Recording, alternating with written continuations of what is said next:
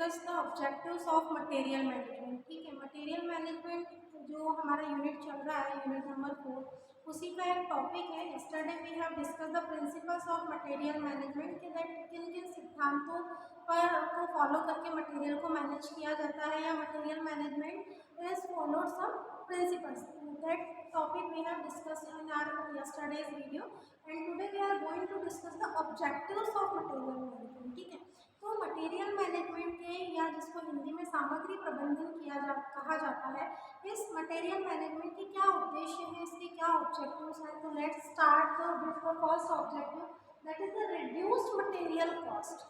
सबसे पहला ऑब्जेक्टिव होता है कि मटेरियल, जो सामग्री आपके प्रोडक्शन में यूज़ की जाएगी, उपयोग में लाई जाएगी, उसकी कॉस्ट को क्या करना, रिड्यूस करना।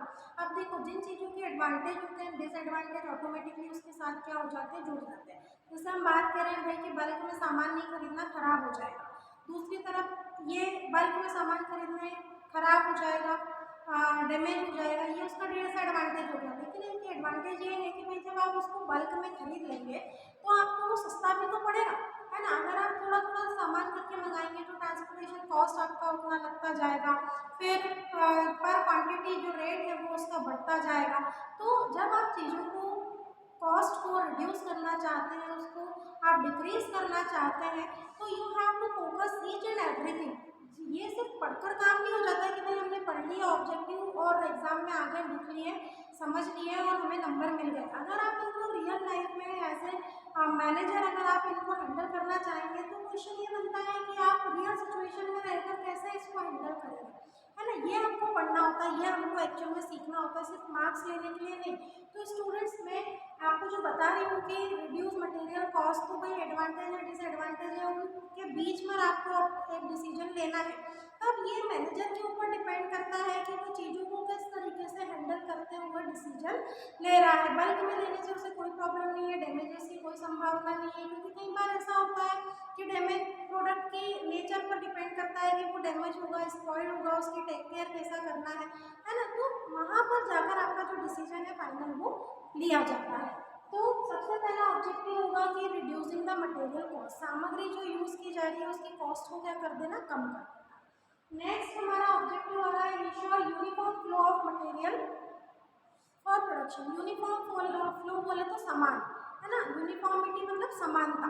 तो जो यूनिफॉर्म फ्लो हो रहा है किस चीज़ का, मटेरियल का, किसके लिए, प्रोडक्शन के लिए, उत्पादन के लिए। प्रोडक्शन आप कर रहे हैं तभी तो आपको मटेरियल की आवश्यकता है, तभी तो आपको मटेरियल की नीड है। तो ये उद्देश्य इसका होता है कि ऑलवेज बी गिव और provide the material in uniformity. आप जो भी मटेरियल प्रोवाइड कर रहे हैं उसका फ्लो कैसा होना चाहिए, यूनिफॉर्म फ्लो उसका होना चाहिए। मतलब प्रोडक्शन में जितना मटेरियल आवश्यक हो, जितने मटेरियल की, सामग्री की आवश्यकता हो, एक समान फ्लो से उसको क्या किया जाए, प्रोवाइड किया जाए। जिससे कि क्या होगा कि अननेसेसरी वेस्टेज नहीं होगा। प्रॉपर उसकी जब मेंटेनिंग होती है कि भाई इस तारीख को इतने बजे इस शिफ्ट के मेंबर्स को इतना मटेरियल दिया था, तो उसकी उस मटेरियल, उस इनपुट से इतना प्रोडक्शन होना चाहिए, ये सारी चीज़ें मेंटेन की जाती है। ठीक है, बस चीज़ों को आपको सुधारना या चीज़ों को आपको मेंटेन करना आना चाहिए।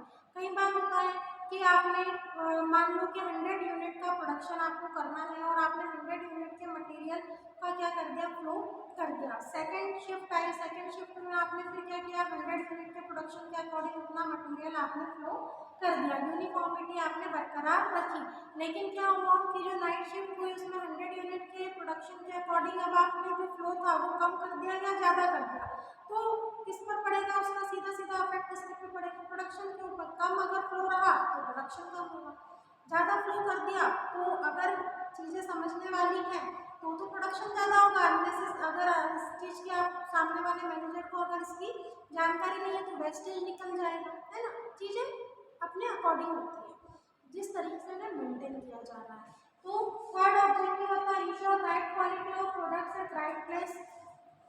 ये भी सुनिश्चित करना जरूरी है कि भाई राइट प्लेस मतलब सही समय सही जगह पर जो आप मटेरियल प्रोवाइड कर रहे हैं उसकी क्वालिटी जो है वो क्या हो, प्रॉपर हो, उसकी क्वालिटी के साथ किसी भी तरीके का कॉम्प्रोमाइज़ नहीं किया जाए। Which type of quality is needed as per the quantity, as per the right place will provided by the managers. Next is establish a maintain cordial relation with the customer. यहाँ पर material के साथ भी customer कैसे आ रहा है, so we are talking the raw material as well as our material which is converted into finished goods, दोनों को हम मटेरियल की कैटेगरी में लेते हैं। तो आपके प्रोवाइड किए हुए मटेरियल्स में जैसे कॉटन बनता है, ठीक है, या रियॉन का कपड़ा बनता है, जो भी उसका मटेरियल कॉटन का मटेरियल है, रियॉन का मटेरियल है, सिंथेटिक कोई मटेरियल है, तो उसकी क्वालिटी पर क्या डिपेंड करेगा कि भाई वो किस फैब्रिक या किस थ्रेड का उसमें यूज़ किया गया है, कितने अच्छी क्वालिटी के थ्रेड का उसमें यूज़ किया गया है, किन धागों से मिलकर उसको बनाया गया है, तो वो मटेरियल वहीं से काउंट करना हो जाएगा कि हमने किस थ्रेड का उसमें यूज़ किया है। और अल्टीमेटली वो जाकर कहाँ रुकेगा, जब आपका फिनिश कपड़ा बनकर तैयार हो गया।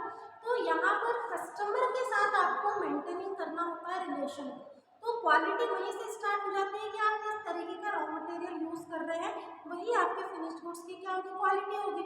तो if you will provide the good products to your customer, so you will be able to maintaining the relationship with the customer. Next objective आता है ensure economy in using the important item and to find their substitute if the things are to be stock with branded product or the important product, so we have to find out its substitute। अगर कोई important product है उससे हम quality maintain कर रहे हैं, customer relation maintain कर रहे हैं, so we also have to find some substitute, क्योंकि हर जो branded चीज़ होती है या जो important चीज़ होती है उसके substitute होते हैं। हम कहते हैं ना कि भाई अगर कोई ब्रांडेड प्रोडक्ट है, कोई रिस्ट वॉच मॉन्टब्लैंक की कोई रिस्ट वॉच आई है, तो वो असली को 25-30 हज़ार की होगी, लेकिन उसकी फर्स्ट कॉपी आपको 5-6 थाउजेंड में मिल जाएगी। तो फर्स्ट कॉपी क्या होता है, it is the substitute of the important product. तो वहाँ पर भी इकोनॉमी वाइज या आर्थिक रूप से जब इम्पोर्टेंट आइटम्स का यूज़ किया जाता है, तो उसके साथ साथ उसके सब्स्टिट्यूट, उसका अल्टरनेटिव है ना, जो उसका सब्स्टिट्यूट है कि भाई ये नहीं तो ये, उसको भी फाइंड किया जाता है, ढूंढा जाता है। Next increase the project of the concern, कि भाई आपका जो प्रोडक्ट है, सॉरी जो प्रोजेक्ट है जिसके लिए आप काम कर रहे हैं, उसको प्रायोरिटी देना, उस कंसर्न के साथ ही उसमें क्या करना, काम करना।